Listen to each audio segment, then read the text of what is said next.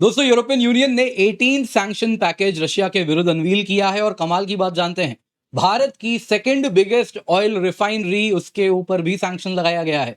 इतना ही नहीं दोस्तों, आपको मालूम होगा भारत रशियन ऑयल को कहीं ना कहीं रिफाइन करके यूरोपियन से लेके अलग अलग मार्केट्स तक पहुंचाता है।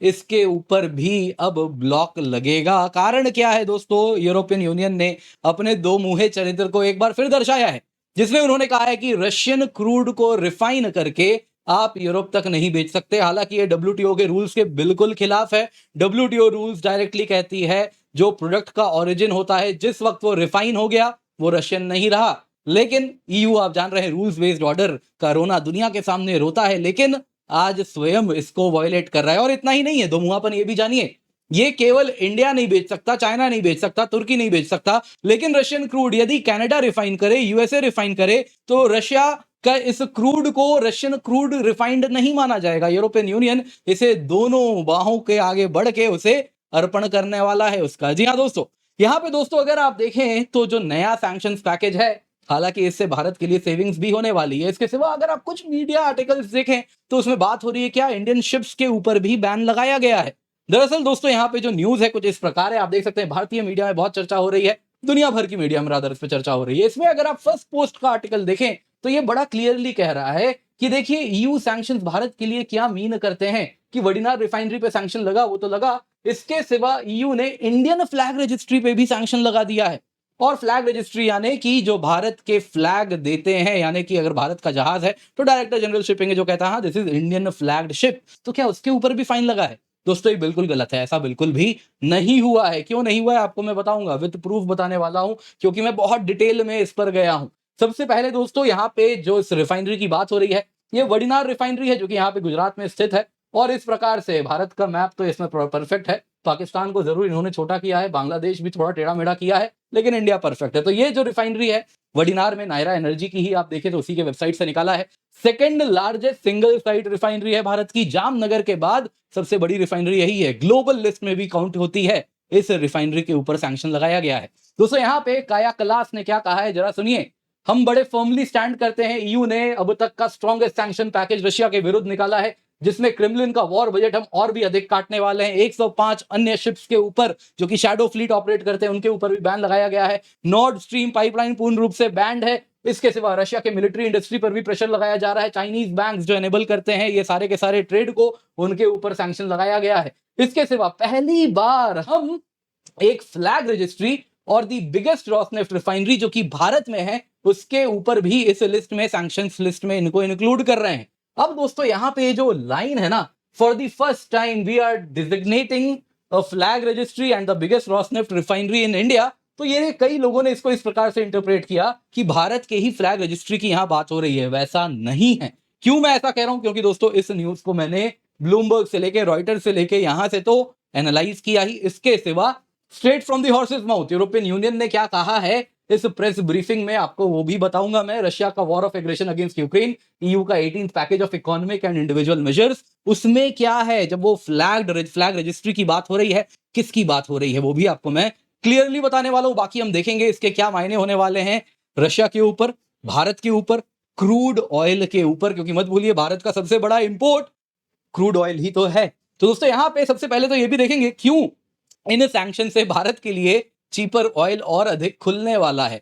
रशिया को जो तेल बेच रहा है वो हमें अब सस्ते में भी देगा। क्यों मैं ऐसा कह रहा हूं वो भी जानेंगे, और साथ साथ बहुत सारी चीजें हैं जिन पे चर्चा होगी। तो वीडियो को लाइक करें, चैनल सब्सक्राइब करें, बेल आइकन अवश्य दबाएं। इसके सिवा हमारा टेलीग्राम चैनल है, जल्दी से जाएं, पिन कमेंट में जाके जुड़े। वर्ल्ड अफेयर्स बाय अकेडमी है, डेली क्विज है, फैक्ट्स है, लाइव इंटरैक्शन विद फैकल्टीज यहां पर होने वाली है। दोस्तों सबसे पहले ईयू के 18 सैंक्शन पैकेज को देखते हैं जो आज अडॉप्ट किया गया है। पहला इसमें लोअर्ड ऑयल प्राइस कैप, आपको याद होगा रशियन ऑयल पे G7 का प्राइस कैप था जो कहता था $60 से कम में ही तुम बेचोगे अगर तुम्हें वेस्टर्न सप्लाई लाइंस के द्वारा प्रोवाइडेड जो भी इंश्योरेंस होती है, शिपिंग होती है, अगर वो चाहिए। तो यूरोपियन यूनियन ने कहा वो सब कुछ नहीं, प्रिवेलिंग मार्केट प्राइस से 15% कम पे तुमको बेचना पड़ेगा। जो आज की बात करें तो रशियन क्रूड ऑयल का जो कीमत है उसके हिसाब से दिस कम्स टू $47.6 पर बैरल, यानी कि कीमत रशिया को कम कीमत पे अपने तेल बेचना होगा। दूसरा बहुत बड़ा इंपैक्ट नायरा एनर्जी पे सैंक्शन है, इसको डिटेल में पढ़ेंगे। नायरा एनर्जी जो कि दोस्तों भारत में स्थित है, उसमें अगर आप देखें तो रॉसनेफ्ट जो कि रशियन कंपनी है करीबन 49% स्टेक वो ओन करती है। तो इस पे एसेट फ्रीज होने वाला है, ट्रैवल बैन लगने वाला है, इससे एसोसिएटेड लोगों पे रिस्ट्रिक्शंस होने वाला है ईयू में एक्सपोर्ट करने पे फ्यूल पर। वो तो खैर पूरे भारत पे ही इन्होंने लगा दिया है अगर वो रशियन ऑयल ले रहे हैं। तीसरा दोस्तों, रिफाइंड प्रोडक्ट्स पे जरा देखिए कैसा दो मुंहा बैन है। ईयू कहता है रिफाइंड पेट्रोलियम प्रोडक्ट यदि रशियन क्रूड से बन रहा है तो आप उसे किसी भी थर्ड कंट्री से, यानी भारत में रिफाइन करके, चाइना में रिफाइन करके यूरोप नहीं बेच सकते, except Canada, Norway, Switzerland, UK, US. ये देश चाहें तो रशियन क्रूड खरीद के रिफाइन करके ईयू बेच सकते हैं, बाकी कोई नहीं बेच सकता। ये कैसा बैन है, इस पर तो बहुत ज्यादा सवाल पूछा जाएगा।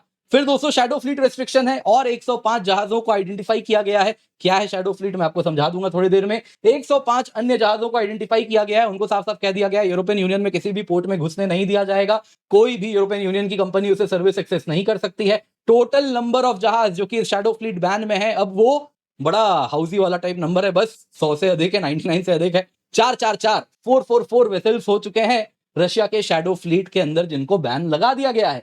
बैंकिंग सैंक्शन लगाया है, 22 अन्य रशियन बैंक्स पर फुल ट्रांजैक्शन बैन है और अब वो स्विफ्ट से डिस्कनेक्ट हो जाएंगे, यानी कि total number of 45 Russian banks हैं जो कि स्विफ्ट के अब बाहर हो चुके हैं। बाकी मिलिट्री अन्य मेजर्स में भी अगर आप देखें तो चाइनीज कंपनीज, बेलारूसियन कंपनीज को आइडेंटिफाई किया गया है जो रशियन वॉर मशीनरी को मदद कर रहे हैं, हार्डवेयर प्रोवाइड कर रहे हैं, तो उनके ऊपर भी बैन लगाया गया है। बाकी बेलारूस की 8 कंपनीज को आइडेंटिफाई किया गया है, उन पर भी सैंक्शन लगाया गया है, कहा गया तुम में और रशियन में खास अंतर है नहीं।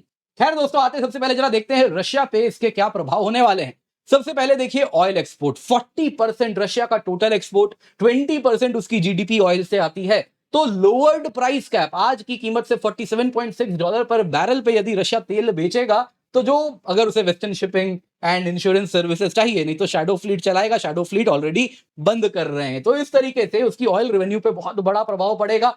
1/3 of its government budget, Russia का 1/3 बजट ऑयल से ही आता है, तो रशिया की कहीं ना कहीं कमर तोड़ने की यहां प्रयास की जा रही है। बाकी अगर आप देखें जो रिफाइंड प्रोडक्ट्स हैं रशियन क्रूड से जो बनते हैं, रशिया को बहुत पैसा कैसे मिलता है कि रशिया इंडिया को क्रूड बेचता है, तुर्की को क्रूड बेचता है, चाइना को क्रूड बेचता है। आप देख रहे हैं दोस्तों रशियन फॉसिल फ्यूल किस प्रकार से आज सबसे बड़े बायर्स चाइना है, फिर इंडिया है, फिर तुर्की, अन्य ईयू स्वयं भी है। ईयू ने स्वयं कह दिया हम नहीं लेंगे। इसके सिवा यहां पे जरा देखिए, अब जो इंडिया रशियन क्रूड बेच खरीदता था और उसको दुनिया भर के मार्केट में बेचता था इंक्लूडिंग यूरोपियन मार्केट, अब हम नहीं बेच पाएंगे, तुर्की भी नहीं कर पाएगा, चाइना भी नहीं कर पाएगा, मतलब कि रशियन क्रूड अब कम खरीदना होगा। इसके सिवा नॉर्ड स्ट्रीम 1 और 2 पाइपलाइन से फुल ट्रांजैक्शन बैन है, मतलब कि यदि देखिए ऑलरेडी डिफंक्ट था, लेकिन जो भी चांसेस थे इसको रिवाइव करने के वो बिना ईयू से पूछे अब नहीं हो सकता। फाइनेंशियल सेक्टर की बात करें तो 22 एडिशनल रशियन बैंक को स्विफ्ट से आइसोलेट किया गया है। रशिया की फाइनेंशियल सिस्टम काटी जा रही है दुनिया से, तो भारत के साथ ट्रेड कर रहा है, चाइना के साथ ट्रेड कर रहा है, तो स्विफ्ट सिस्टम के ऑलरेडी वो बाहर है, तो वो ट्रेड को भी कहीं रोकने का प्रयास किया जाएगा। बाकी दोस्तों मिलिट्री एंड ट्रेड की बात करें तो मैंने आपको बताया रशियन मिलिट्री हार्डवेयर में जो Chinese component, Belarusian component use होते हैं, उन कंपनीज को भी इन्होंने टारगेट कर दिया है। अब जरा आते हैं फ्लैग रजिस्ट्री वाली क्या कहानी है, इंपैक्ट ऑन इंडिया आपको बताऊंगा। यहाँ पे जो सवाल जो मैंने कहा कि भारत की फ्लैग रजिस्ट्री की यहाँ बात नहीं हो रही है, तो मैंने यहाँ पे सोर्स किया है content straight from European union का जो प्रेस रिलीज है। देखिए इसमें क्या हुआ है, इस पूरे जो पैराग्राफ में उन्होंने कहा है, पहली बार यूरोपियन यूनियन ने शैडो फ्लीट वेसल के कैप्टन को टारगेट किया है।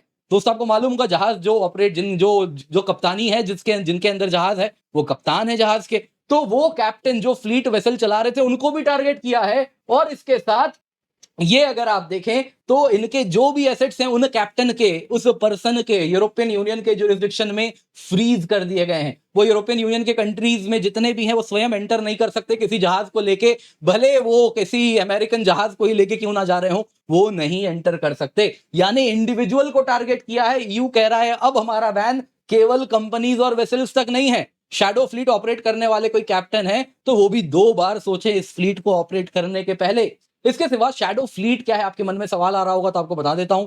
होता क्या है दोस्तों, कुछ जो पुराने ageing poorly maintained oil tankers होते हैं, वो क्या होते हैं कि इंटरनेशनल जो रेगुलेशन है उसके बाहर ऑपरेट करते हैं। तो कैसे कर पाते हैं, तो कुछ देश हैं जो कि कहते हैं भाड़े के देश, उनके पास जाया जाता है फ्लैग्स ऑफ कन्वीनियंस, जैसे पनामा, लिबेरिया या स्मॉलर कंट्रीज लाइक गैबोन, इनके पास जाया जाता है और कहता है कि तुम अपना जहाज का हमें झंडा दे दो, जहाज तुम्हारे देश के रजिस्ट्री के द्वारा हम रजिस्टर करवा लेंगे और फिर दुनिया भर के पोर्ट में एक्सेस कर पाएंगे। एक बार उसको जहाज में झंडा मिल गया तो वो जिस पोर्ट में चाहे उस पोर्ट में जा सकता है। इसी को दोस्तों हम कहते हैं फ्लैग्स ऑफ कन्वीनियंस। अब देखिए दोस्तों, ये जो छोटे छोटे देश है ना, इनके पास जैसे हमारे यहाँ क्या है, हमारे फ्लैग, हमारे जहाज को भारतीय झंडा अगर लगाना है, इंडियन फ्लैग शिप होना है, तो डायरेक्टर जनरल शिपिंग है, वो ये फ्लैग देती है, कंप्लायंस वगैरह चेक करती है, दुनिया भर के कंप्लायंस हैं, डॉक्यूमेंटेशन, फीस, कंप्लायंस सब कुछ देखती है। ये जो छोटे छोटे देश हैं, ये क्या करते हैं, ये प्राइवेट ऑपरेटर्स को ये काम दे देते हैं कि तुम हमारे बिहाफ पे देख लो, हमको इतने पैसे दे देना। तो इस तरीके से दोस्तों अब ईयू ने कहा है, जो प्राइवेट ऑपरेटर्स है ना, उनके द्वारा यदि ये जहाज में झंडा मिल रहा है, फ्लैग मिल रहा है, तो उनको अलाउ नहीं किया जाएगा। यानी इन प्राइवेट ऑपरेटर्स के ऊपर भी सैंक्शन लगा दिया गया है। और इसके साथ कल को जो मेन तरीका है शैडो फ्लीट बनाने का, वो ये प्राइवेट ऑपरेटर्स करते हैं, तो वो भी अब यूरोपियन यूनियन के पोर्ट तक एक्सेस नहीं कर पाएंगे, तो उनको भी काटा जा रहा है यहां पे। तो यहां पे भारत के अगर आप देखें तो फ्लैग रजिस्ट्री की बात नहीं है, private operator clearly European union ने कहा है, जो कि इन देशों की ही बात यहां पे हो रही है।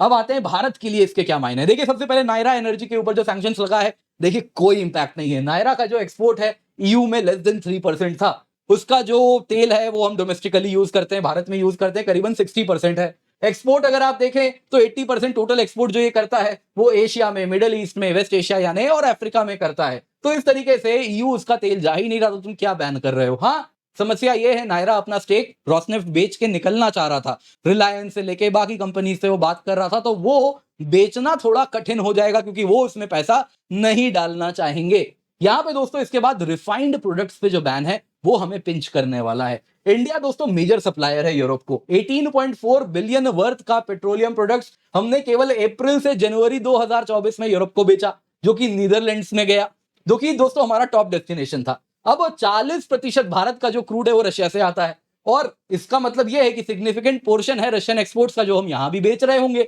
अब देखिए इंडियन रिफाइनरीज वैसे चाहें तो कह सकते हैं जी हम यूरोप जो तेल बेच रहे हैं वो नॉन रशियन ओरिजिन का है, लेकिन आपको ये सर्टिफाई करना होगा, और इसके लिए आपको नॉन रशियन क्रूड सोर्स करना होगा, या तो आप इराक से करेंगे या सऊदी अरेबिया से करेंगे, 10 से 20% अधिक कीमत देंगे। इसके सिवा हम क्या करते हैं दोस्तों, हम ब्लेंडिंग करते हैं, हम प्रोडक्शन को सेग्रीगेट नहीं करते, क्रूड को ब्लेंड करते हैं। अलग अलग सिमिलर ग्रेड के जो तेल मिल रहे हैं वो हम रिफाइन करने के पहले ब्लेंड कर देते हैं और फिर कॉमन रिफाइनिंग करते हैं। तो इसलिए हमारे लिए समस्या होगी, लेकिन देखिए वर्क अराउंड तो जरूर हम निकाल ही लेंगे। तो इसके मेन नतीजा क्या है, देखिए दोस्तों हमारा जो एक्सपोर्ट रेवेन्यू आ रहा था चीप रशियन ऑयल से, हमें जो मार्जिन देता था वो यहां पे प्रभावित होगा।